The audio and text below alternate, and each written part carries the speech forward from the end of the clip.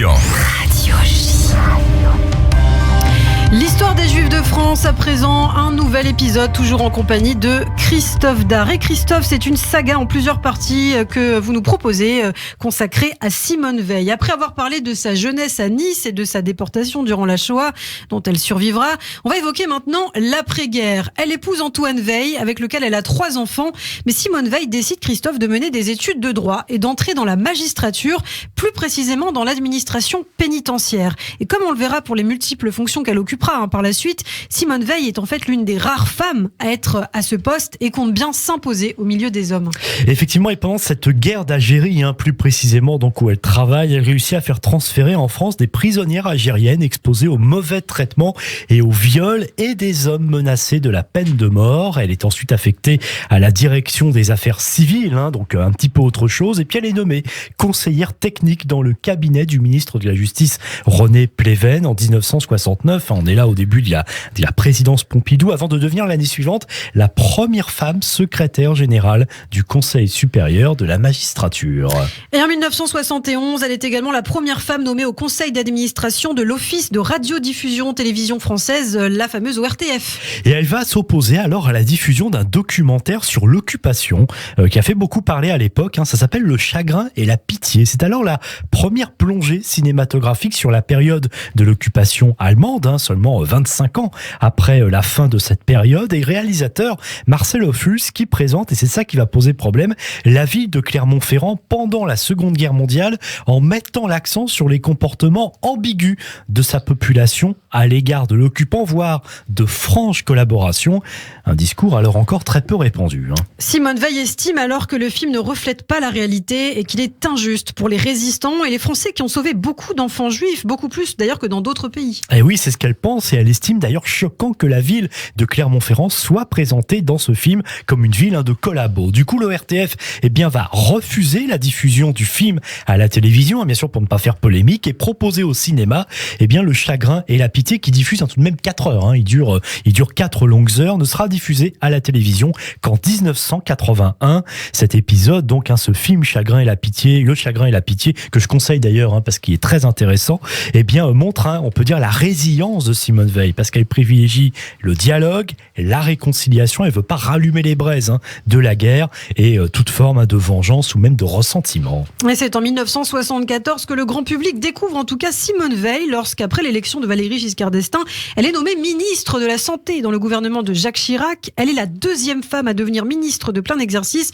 depuis 1947. Et la seule ministre femme de ce gouvernement, car les 5 autres sont toutes secrétaires d'État, dont Françoise Giroud, nommée à la condition féminine. Et c'est grâce à Simone Veil, par la loi du 4 décembre 1974, que la contraception est véritablement libéralisée en autorisant le remboursement par la sécurité sociale et la suppression de l'autorisation parentale pour les mineurs. Jusque-là, depuis 1967 et la loi Neuwirth, du nom du député gaulliste Lucien Neuwirth, l'usage des contraceptifs était autorisé, mais il y avait encore beaucoup de freins à sa mise en application. Elle est également chargée de présenter au Parlement le projet de loi sur l'interruption volontaire de grossesse, l'IVG, qui dépénalise l'avortement. Il faut rappeler qu'à l'époque, 250 à 300 000 avortements clandestins se déroulent chaque année. C'est juste énorme. Un député gaulliste, Jean Tétinger, ministre de la Justice de 1973 à 1974, avait d'ailleurs proposé un même projet de loi sans succès. Alors, vu que c'est la même majorité qu'à l'époque, c'est dire que c'est mal parti pour Simone Veil dans une Assemblée nationale majoritairement composée d'hommes, de milieux bourgeois, conservateurs. Et d'ailleurs, à ce moment-là, il n'y a que 12 femmes députées, ce qui ne représente que 2 petits % de la représentation nationale dans l'hémicycle. Le président Valéry Giscard d'Estaing y est d'ailleurs lui-même opposé, et c'est le Premier ministre Jacques Chirac qui la soutient en revanche dans un discours de 40 minutes devant les députés. Le 26 novembre 1974, Simone Veil défend donc son texte tout en s'opposant à la banalisation de l'avortement. Et oui, il faut rappeler effectivement qu'elle soutient, je cite, que l'avortement doit rester l'exception, l'ultime recours pour des situations sans issue. Et suivent ensuite 3 jours de débat. 3 jours de débat durant lesquels elle est insultée au Parlement avec des références explicites à la Shoah d'une violence inouïe. Selon elle, ces députés ignoraient son passé de déportés sans pour autant bien sûr les excuser. Dans son autobiographie, elle écrit: le seul fait d'oser faire référence à l'extermination des Juifs à propos de l'IVG était scandaleux. Alors voici quelques morceaux choisis de propos entendus dans l'hémicycle, d'ailleurs lors des débats. Un député centriste, notamment Christophe, Jean-Marie Daillé, compare l'avortement à la Shoah. Jacques Médecin, le futur maire de Nice, lance à Simone Veil: c'est de la barbarie organisée, couverte par la loi, comme elle le fut hélas il y a 30 ans par le nazisme en Allemagne. Un autre, Jean Foyer, clame: le temps n'est pas loin où nous connaîtrons en France ces avortoirs, ces abattoirs, où s'entassent des cadavres de petits hommes et que certains de mes collègues ont eu l'occasion de visiter à l'étranger.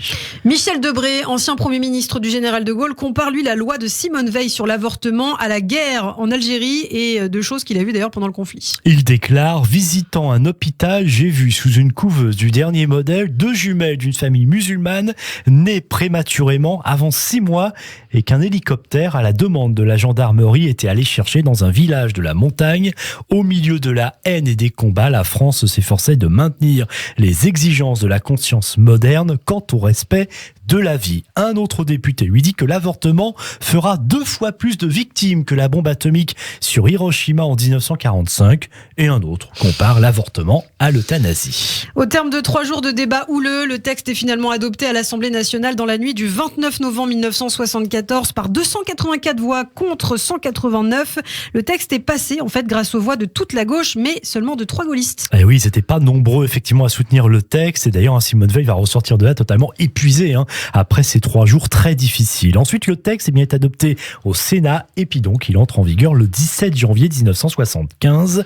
La loi stipule que la femme enceinte que son état place dans une situation de détresse peut demander à un médecin l'interruption de sa grossesse. Cette interruption ne peut être pratiquée qu'avant la fin de la 10e semaine. Depuis 2022, donc tout récemment, le délai légal de l'IVG a été allongé à 14 semaines. Simone Veil, dans le contexte de l'émergence des mouvements féministes, apparaît comme un symbole de la lutte donc contre les discriminations des femmes en France. Malgré l'entrée en vigueur du texte, elle reçoit en effet des milliers de courriers des milieux d'extrême droite avec des croix gammées, et parfois elle se fait même insulter dans la rue. Et oui, elle n'est pas dupe de l'attitude aussi de sa propre majorité. Quand le président Valéry Giscard d'Estaing dit en Conseil des ministres que les droits des femmes avancent, elle n'est pas du tout du même avis et déclare: ce n'est pas vrai, il suffit de voir ces misogynes autour de la table. Simone Veil aussi dénoncera sur le tard l'hypocrisie des débats sur l'IVG, en pointant du doigt un hémicycle rempli d'hommes dont certains cherchaient en sous-main des adresses pour faire avorter leur maîtresse ou une femme de leur entourage. L'action de Simone Veil au ministère de la Santé comprend aussi un plan pouponnière scandalisé par des vidéos où on l'envoyait des enfants retirés à leurs parents, totalement abandonnés à l'assistance publique. La ministre de la Santé exige en effet une puéricultrice pour 7 nourrissons dans les pouponnières et la fin du chronométrage pour la toilette des bébés. Elle autorise des aides financières aussi pour les mères d'enfants en bas âge et met en place une loi d'orientation en faveur des handicapés. Elle met fin au dortoir où s'entassaient parfois jusqu'à 60 malades. Et puis d'autres mesures sont plus impopulaires, comme la fermeture des structures médicales à faible activité. Et alors qu'elle est elle-même fumeuse, elle va faire adopter la première loi de lutte contre le tabagisme en France. Restrictions à la pub, premières interdictions de fumer dans certains lieux et apparition de messages d'avertissement sanitaire sur les paquets.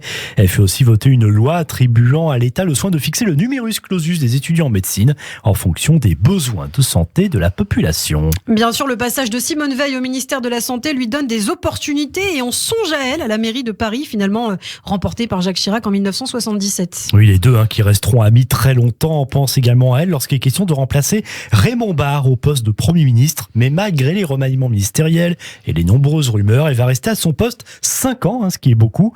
D'ailleurs, se montrant ferme et dure avec ses collaborateurs, car très exigeante. Mais en 1979, elle change de fonction. Et oui, Christophe, mais vous êtes trop bavard et du coup, nous verrons cela dans la suite de l'histoire des Juifs de France pour ce portrait consacré à Simone Veil. À très bientôt.